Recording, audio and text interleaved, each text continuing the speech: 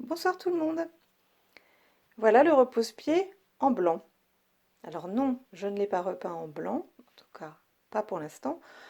Là, il n'a juste bénéficié de la sous-couche. La sous-couche, c'est quoi? C'est ce qu'on appelle chez Léonore Déco l'Héléo-Pro. L'Héléo-Pro Plus est une sous-couche d'accrochage, comme vous le voyez sur l'étiquette, qui permet à la peinture d'accrocher sur n'importe quel support.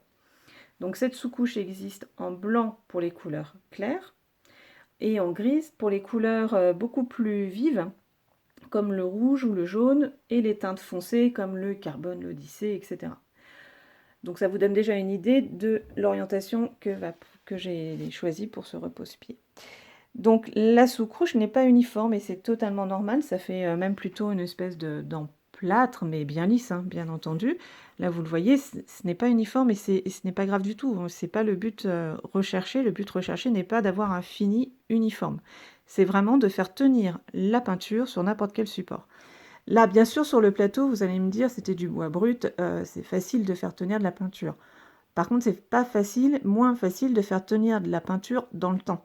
Et c'est justement aussi le rôle de la sous-couche d'accroche. Sur la partie vernis, là, du coup, je n'aurai aucune difficulté à la faire tenir. Voilà, le fait de l'avoir passé en blanc, ça permet aussi, si je change un peu l'éclairage, vous voyez, ça fait bien ressortir le veinage.